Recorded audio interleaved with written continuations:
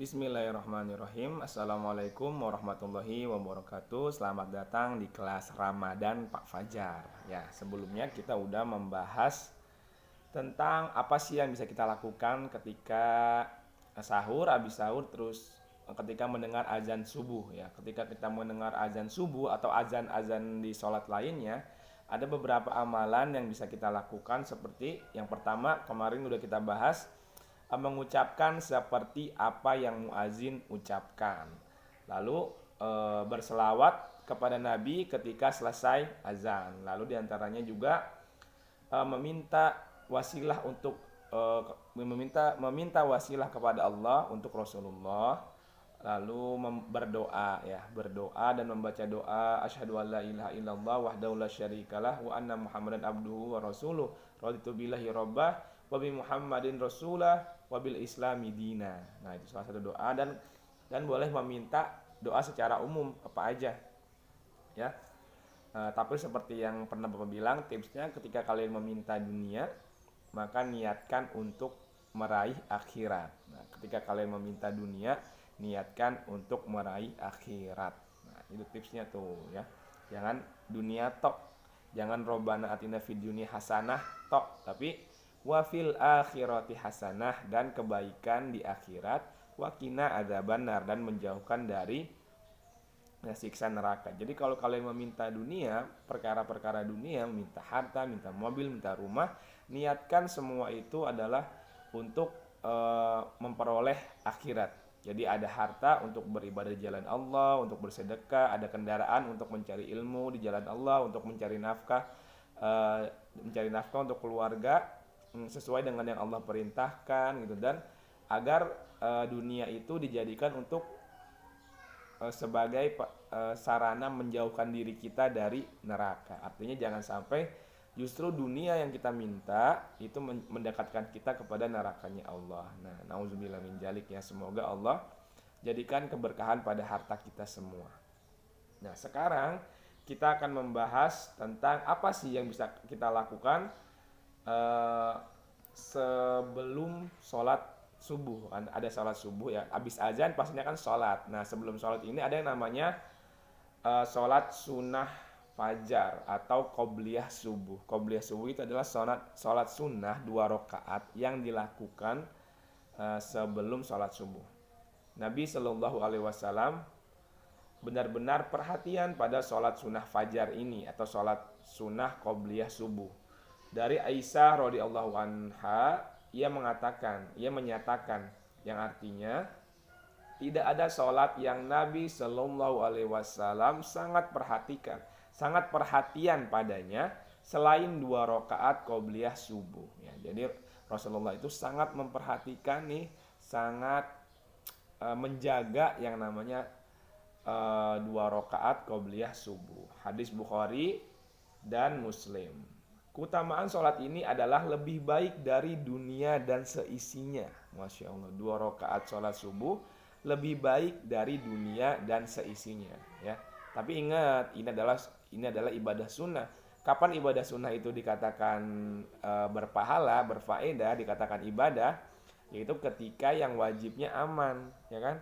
Jadi kamu sholat sunnah 2 rakaat tapi subuhnya nggak sholat, salah juga tuh. Jadi nggak bernilai tuh sholat sunnahnya. Kenapa? Karena sunnah itu bernilai ibadah di sisi Allah ketika kamu ibadah wajibnya itu aman ya. Kalau ibadah wajibnya berantakan, sunnahnya ya jadi nggak bernilai di sisi Allah. Makanya kamu benerin dulu nih yang wajib, baru kamu mencari keridhaan Allah, mencari kasih sayangnya Allah, mencari kecintaannya Allah melalui ibadah-ibadah sunnah. Tapi itu tadi syaratnya, kalian harus aman dulu wajibnya nih.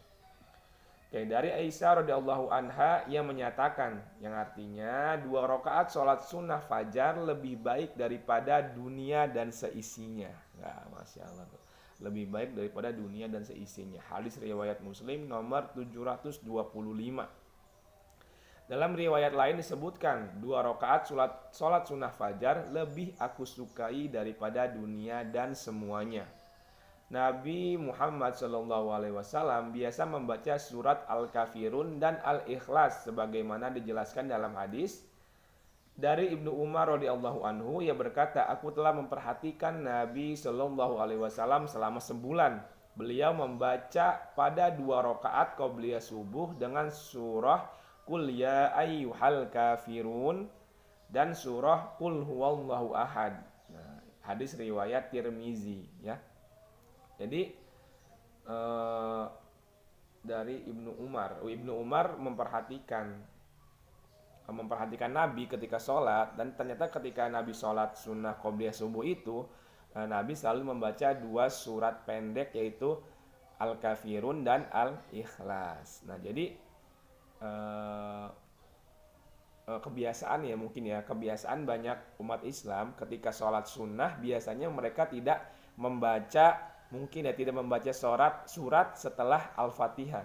Jadi ketika sholat sunnah tuh kan pasti kalian dapati itu saudara-saudara kita, teman-teman kita ketika sholat sunnah mereka sepertinya tidak membaca surat setelah Al-Fatihah gitu. Jadi cepat gerakannya, dia cuma Al-Fatihah, waladhdallin, amin, langsung Allahu Akbar. Nah, padahal Nabi ketika sholat sunnah 2 rakaat qobliyah subuh ini, Nabi membaca surat setelah Al-Fatihah ya. Walaupun memang boleh kita membaca, tapi ya berapa lama sih kita baca surat pendek gitu.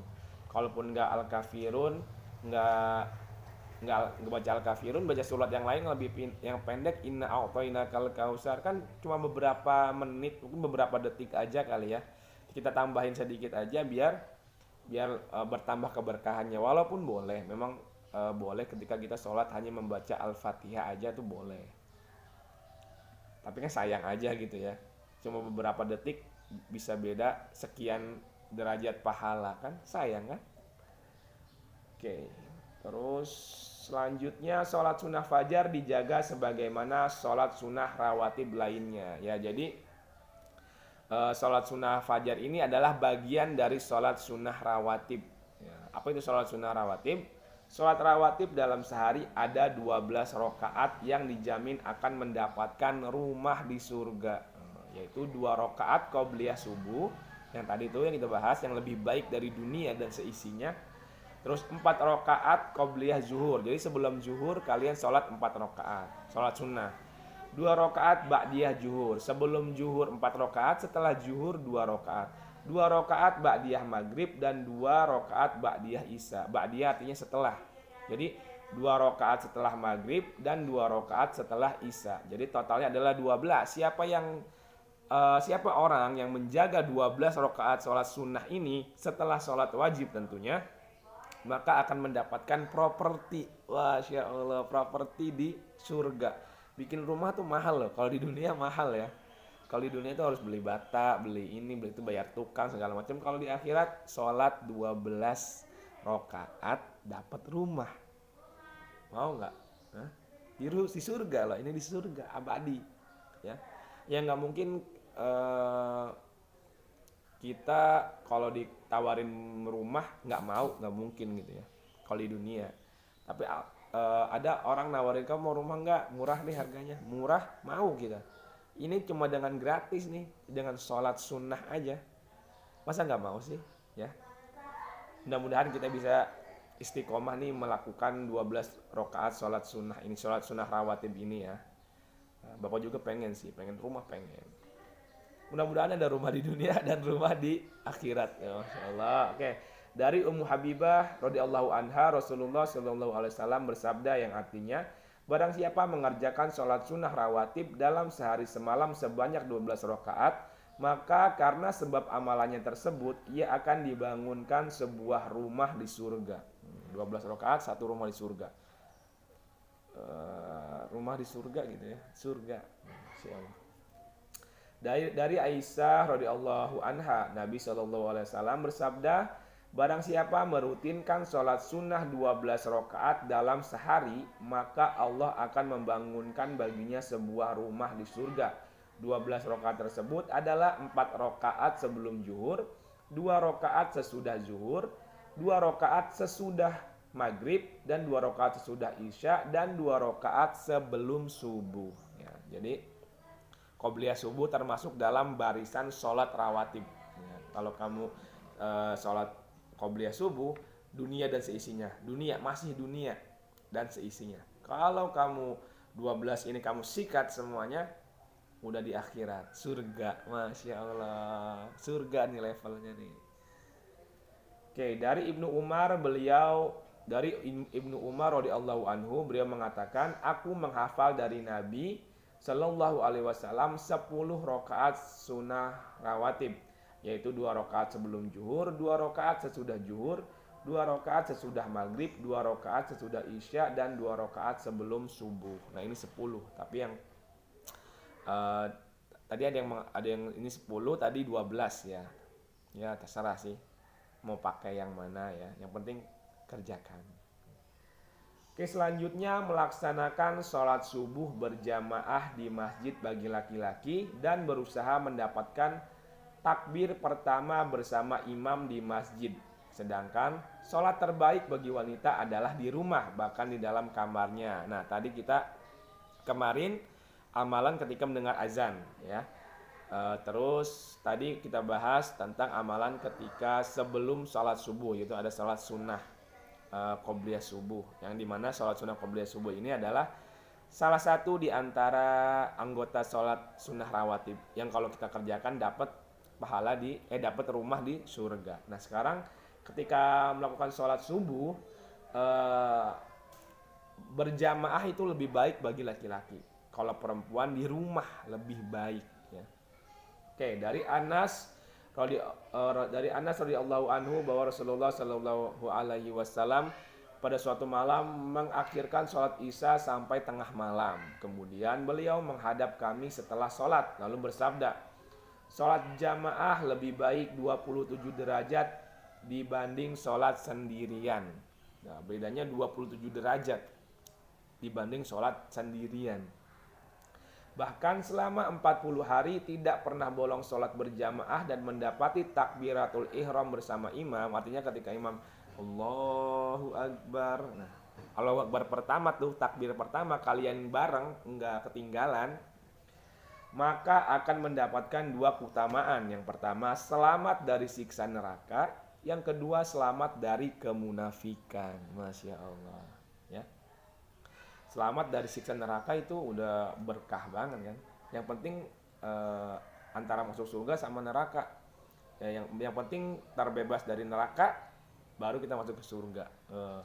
Ya masuk surga juga penting sih, tapi terbebas dari neraka, dijamin selamat dari neraka, itu bukankah kabar yang bahagia banget kan, gembira banget ngedengarnya. Dan selamat dari kemunafikan. Apa itu munafik? Munafik itu kalau berbicara dia ingkar. Terus kalau diberi amanah dia berkhianat.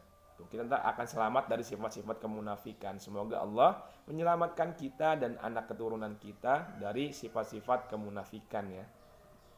Dari Anas bin Malik radhiyallahu anhu, Rasulullah sallallahu alaihi wasallam bersabda, yang artinya siapa yang melaksanakan sholat karena Allah selama 40 hari secara berjamaah, tidak luput dari takbiratul ihram bersama imam, maka ia dicatat terbebas dari 2 hal, yaitu terbebas dari siksa neraka dan terbebas dari kemunafikan. Masya Allah. Semoga Allah mudahkan bagi kita semua. Wajibnya sholat berjamaah bagi pria cukup diterangkan dalam hadis berikut ini, yaitu dari Abu Hurairah radhiyallahu anhu bahwa Nabi Shallallahu alaihi wasallam kedatangan seorang lelaki yang buta. Ia berkata, wahai Rasulullah, aku tidak memiliki seorang penuntun yang menuntunku ke masjid. Maka ia meminta kepada Rasulullah Shallallahu alaihi wasallam untuk memberinya keringanan sehingga dapat sholat di rumahnya. Lalu Rasulullah Shallallahu alaihi wasallam memberinya keringanan tersebut. Namun ketika orang itu berbalik, Nabi Muhammad Shallallahu alaihi wasallam memanggilnya lalu berkata kepadanya, apakah engkau mendengar panggilan sholat? Apakah kamu dengar suara azan gitu? Lalu orang buta ini menjawab, ya saya dengar. Maka Rasulullah Shallallahu alaihi wasallam bersabda, maka penuhilah panggilan azan tersebut. Ya, jadi ternyata orang buta minta keringanan kepada Rasulullah, boleh nggak sih saya sholat di rumah aja karena nggak ada yang nuntun saya nih, kata Rasulullah. Tadinya ya boleh, tapi Rasulullah bertanya lagi kepada si orang buta ini, Apakah kamu mendengar suara azannya? Dengar. Ya kalau kata Rasulullah, kalau begitu maka penuhilah panggilan azan tersebut. Jadi kalau selama kamu masih dengar, maka harus mendatangi suara azan itu, harus ke masjid. Ini orang buta loh, orang buta masih Rasulullah suruh untuk ke masjid. Bagaimana kamu yang nggak buta, yang cuma males aja gitu, yang cuma lagi nanggung aja nonton TV, yang cuma lagi nanggung main game online gitu, terus kamu dengar azan ntar aja. Ini orang buta, kata Rasulullah, penuhi panggilan azan. Kamu nggak buta. Nanti apa alasan kamu di hadapan Allah ketika Allah bertanya kenapa kamu nggak ke masjid? Sedangkan yang buta aja ke masjid. Masa kamu yang sehat nggak mau ke masjid? Oke. Ibnul Munzir rahimahullah berkata, jika seorang buta tidak diberi keringanan, ia tetap disuruh sholat berjamaah oleh Rasulullah Shallallahu Alaihi Wasallam. Bagaimana dengan yang diberi karunia penglihatan? Nah, yang buta aja suruh ke masjid, bagaimana yang bisa ngelihat kan? Pasti lebih utama lagi sholat di masjid bagi laki-laki. Ingat juga apa yang telah dikatakan oleh Imam Syafi'i. Imam Syafi'i rahimahullah berkata, adapun sholat jamaah, aku tidaklah memberi keringanan bagi seorang pun untuk meninggalkannya kecuali bila ada uzur. Apa itu uzurnya ya? Uzurnya misalnya seorang dokter sedang mengoperasi, ya, terus azan. Ya boleh nggak tuh dokter? Apakah harus berhenti dulu operasinya? Ya enggak.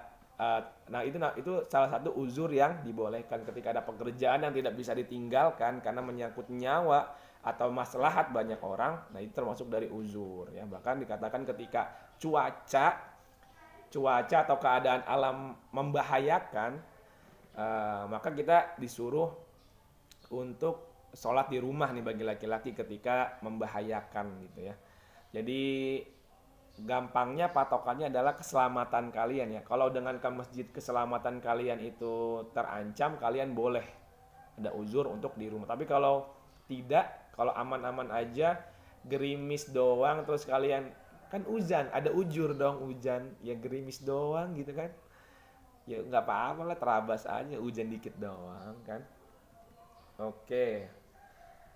Adapun wanita tidak wajib berjamaah di masjid, bahkan lebih afdol sholat di rumah dan pahalanya bisa mengalahkan sholat di masjid. Walaupun sholatnya di rumah hanya sendirian. Perempuan tuh di rumah tapi mengalahkan yang di masjid. Ya, dari Ummu Salamah radhiyallahu anha, Rasulullah shallallahu alaihi wasallam bersabda, sebaik-baik masjid bagi wanita adalah di bagian dalam rumah mereka. Di bagian dalam, di dalam kamar.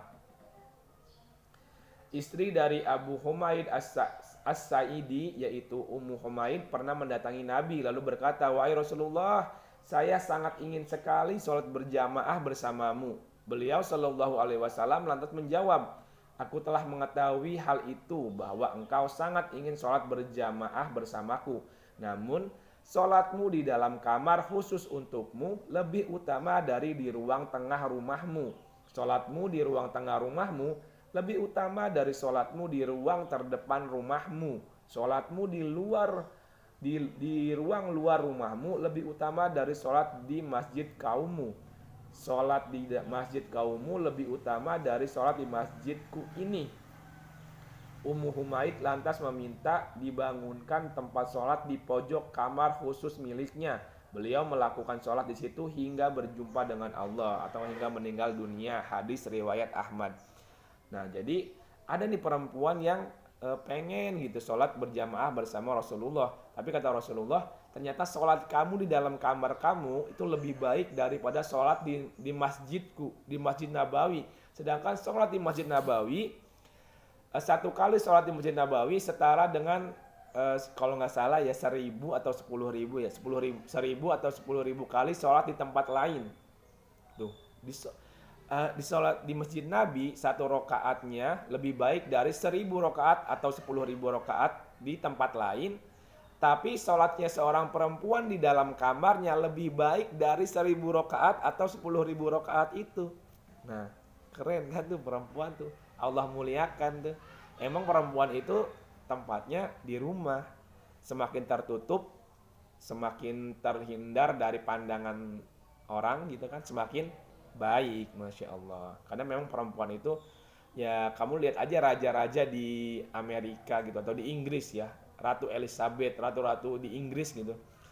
Nggak semua orang boleh melihat ratu, nggak semua orang boleh menyentuhnya gitu kan. Nah, dalam Islam setiap wanita adalah ratu, nggak sembarang orang. Tidak sembarang orang boleh melihat, boleh menyentuh dia. Enggak, cuma orang-orang tertentu yang boleh. Wah, masya Allah, keren kan? Oke,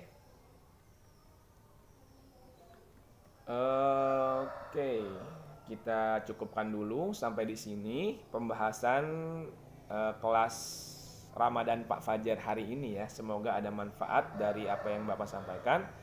Eh, Terima kasih untuk perhatiannya. Oh, jangan lupa kalian like, subscribe, dan share, komen. Kalau ada pertanyaan kalian komen di kolom komentar. Beri dukungan juga ya biar Bapak semangat dalam membuat video-video pembelajaran. Oke.